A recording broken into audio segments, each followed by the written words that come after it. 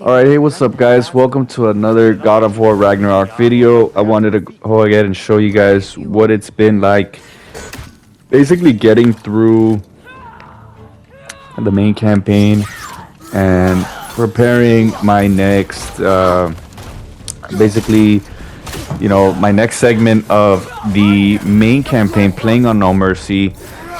And I can pretty much probably complete at 100% the game. You're just gonna have to go ahead and take care of a lot of the. There's a lot of hidden lore, hidden treasures, few undiscovered locations. I don't have my exact percentage on all the realms right here. There's still a lot of things that I have pending, but for sure, like some of the main things that really stand out to me are I still got a couple berserker fights, and I still got Gana, and then I still have a lot of Nornir chests. I mean, quite a few Nornir chests, legendary chests that I have to take care of.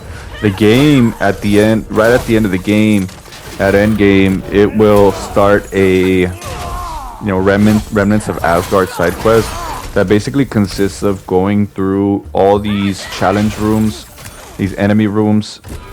I think they have a Nornir, they have a legendary chest right at the room as well to get you more XP, and then it's also really good to do these so that you can level up and get as close as possible to max level, which is level 9.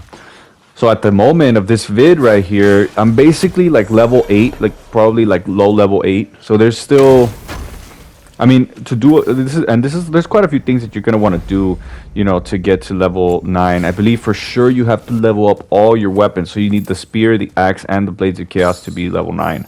So the one thing that I'm missing is the spear. The spear has definitely been requiring a lot of traversal, especially like through this apple core area. There's a lot of things that are in the apple core that are actually required for the spear, and then also in Vanaheim, in one of the side quests right there, also that gives you that gale flame for the drop near spear. You're gonna be able to see that. I still gotta get that as well.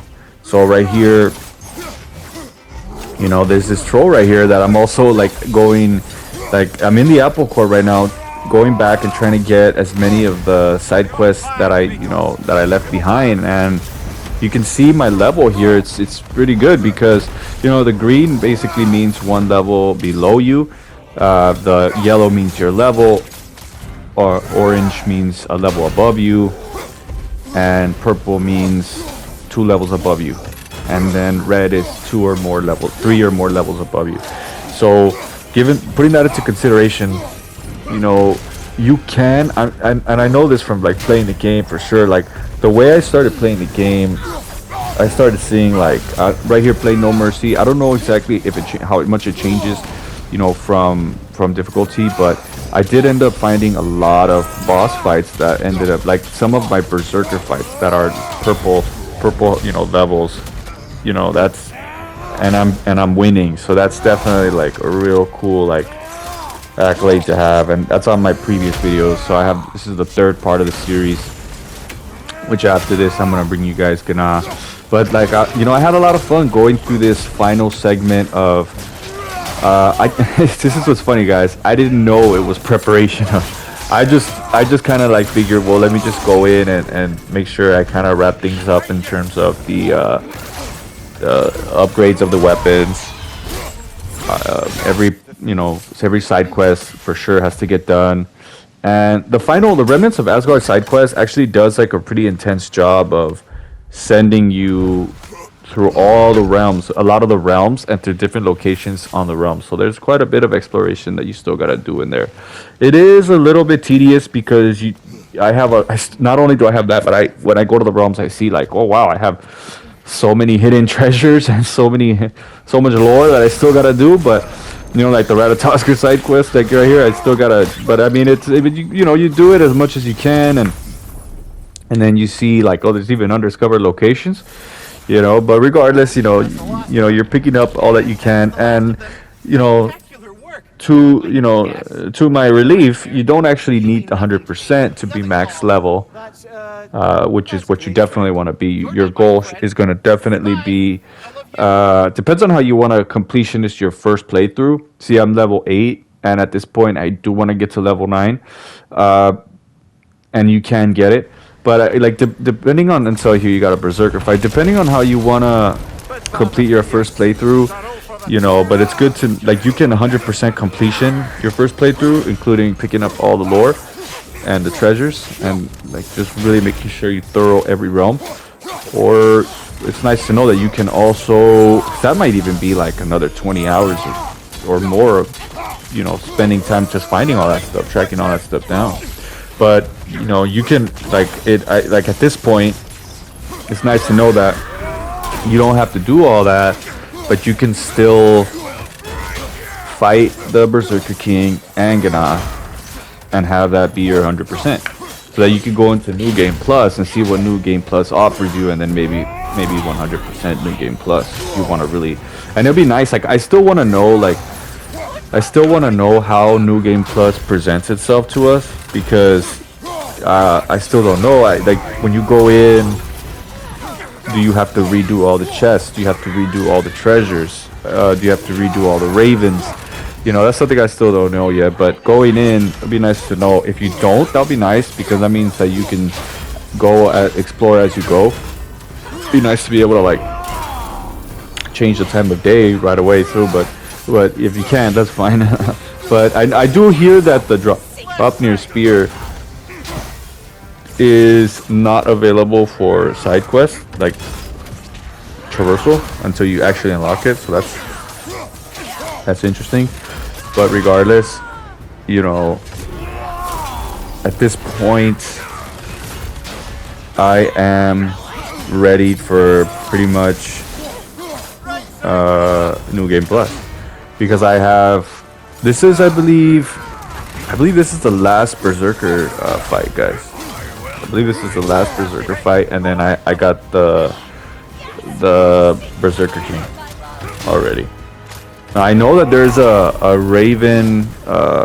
Once you get all the Ravens, there's a Raven boss fight that gets you the hilt that, you know, with all the swords. I forgot what it's called. I think it's Skofnu. But if you can, I might want to do that.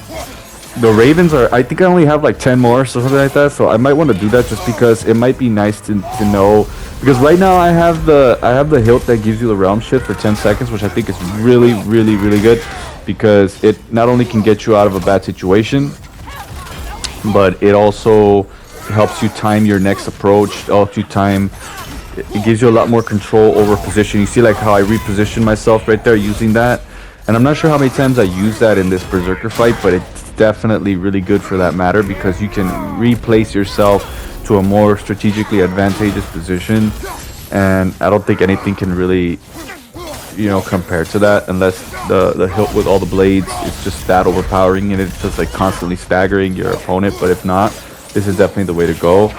And my build setup at this moment right here, it's, you know, I want to also see how my build does going into New Game Plus, which is basically the Steinborn armor, chest armor, and then the guiding light gauntlets with Berserker waist guard. I really like this build. I feel it gives me a good balance of strength. I get, you know, my health is really on point. I'm able to maneuver and do a lot of the, you know, the damage from different positions in a basically in a way where I feel fluid and I feel competent in my game. But you know, as you'll see in a later video, not gonna spoil it just yet, but yeah, I mean, it doesn't seem to be that that's always the case in every situation, and Gana is pretty much one of the ways where I kind of saw that. But you know, playing the main campaign, at least going through the side quests in the main campaign, this assembly has, you know, really been, you know, I've been really happy with it. So I just got to see how, you know, how it is going in the future. But as you can see, you know, taking out these berserkers right now, I believe after this there's only the king is left, and at this point I didn't even know where Gana was. Honestly, I knew that the fight is, you know, coming up before you finish the game, but you don't need to do it to do it New Game Plus, but that's just like I said, it just depends on how you want to play your first playthrough, and like I said, I don't feel like, well, this is my plan. I want a completion. I'm not gonna 100. I don't want to 100% my first playthrough. I'm thinking about 100%ing the New Game Plus on Give Me God of War, but for right now, this is No Mercy. But I for sure want to take out the Kings and Gana, and maybe the Ravens, but I have to find out. So, but it's good to be able to basically go through and like kind of see, because I didn't really know how important my level was gonna be, and so keeping that in mind, Gana was one of those fights where you definitely are gonna have exposure to that. You're definitely gonna see that Gana is gonna give you some serious challenges, and I don't want to talk about it too much because I am gonna make a separate video on beating Gana, but for the purposes of this video, it's like I was like fresh level 8, like I just got level 8. I still had to do all the leveling to get to level 9. So I had a good amount of things that I needed to do, and then also that just corresponded well with getting to level 9. But I also want to let you guys know that for sure getting level 9 requires maxing level 9 all your weapons. So I think regardless, you have to find all the required items for the blades, the axe, and the spear. The spear seems to be, well, that was like, it made sense that the spear would be the last one for me because it is the last weapon you get. But as you can see from my health and my rage bar being as high as it is, I've been doing pretty good in terms of finding as many Nornir chests as I could. Like, I feel like my playthrough for Give Me No Mercy has been really balanced, and I know, like, I respect it. I know No Mercy is hard, because I remember in 2018, the game's hard. I'll tell you, I'm gonna be honest. I didn't even beat Sigrid in 2018. So everything that people talk about, I just don't even know. But I played the game and I beat it. But at this point, I'm definitely way more invested in Ragnarok, and I feel like Ragnarok is a lot of fun. It's given me the opportunity, because of the new things that they added to the game, to really, basically customize my gameplay, my fight style to something that I feel is really, really strategic for my, for my ability to take on the challenges that I face, and when it comes down to it, it's, I think when people say, like, if you're a well-rounded player, you should be able to do all right. And, then there's tips and tricks in terms of, like, making sure that you do all this stuff as it comes. Because if you leave a lot of these chests behind, if you just blaze through a lot of the side quests, you're going to be low level for a lot of encounters. The game will do a good job of stopping you in your tracks, I think. Pretty sure. You get to a boss fight.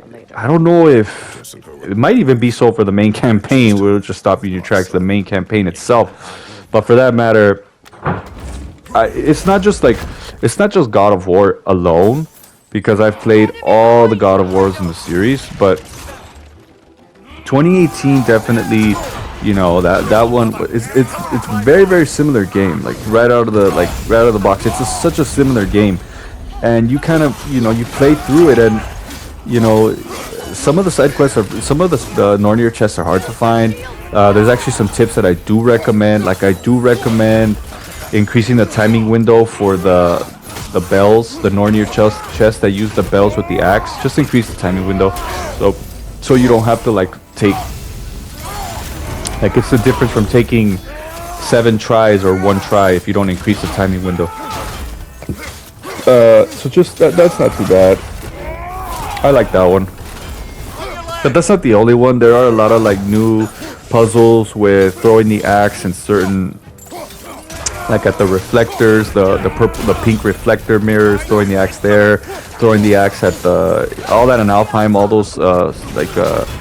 those missions in Alfheim. There's just such a variety of chests that require the Blades of Chaos.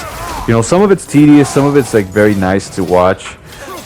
Just to, very nice to get that little break from the main gameplay and just all right, let me think about how I'm gonna get this chest. So I do like it. I really do like the puzzle system, how they made it. It's a little break, and then the combat system is just so good, as you guys can see. As you guys know, The combat system is so good. It lends itself to so many variety of play styles and strategic, combat, as per your experience, because it's not just about how you play, but it's also about the experience that you have. And I think that I'll tell you guys right now, like maybe you guys already know, Sigrun changes you, right? It changes what you think about the game, changes how you fight, and the thing is, the whole game, that's how it's made, I guess. Like that's what I see now. It's like it's a culmination of all your skills put together and everything that you've learned, everything that you've been able to observe, and get through this like boss. And regardless, you go in and you do all these fights. Like it's a lot of fun to be able to do it. And so here you go, guys. I ran into Sigrun, by the way. I didn't know where she was. I was just like, what is this in Muspelheim? And then I ran into her, and so you'll see right here, I was kind of setting myself up, but I had to back out of that fight. I'm gonna be honest with you. So this is me. You'll see right here, like this gameplay right here that you're seeing versus Stitter and Stecker is just having backed out of fighting Gná for an hour and 40 minutes or an hour and 30 minutes, guys. Like an hour and 30 minutes fighting her. All right, this is me just having backed out. And you'll see right here, these guys are orange, so they're a level above me. They're one level above me, so they're level 9. So they do present a little bit of a challenge. And it's a good fight. I definitely like this fight right here. I feel like it's new. Like this is part of the Remnants of Asgard side quest. So this is something that is not part of the... If you don't pass the main campaign, you don't have access to this fight. This is an Alfheim. So, getting in here and then seeing some of the, interestingly, some of the new, some of these new enemy types with new attacks, new weapons, and new, basically completely new enemies right here. This is a really good one, actually.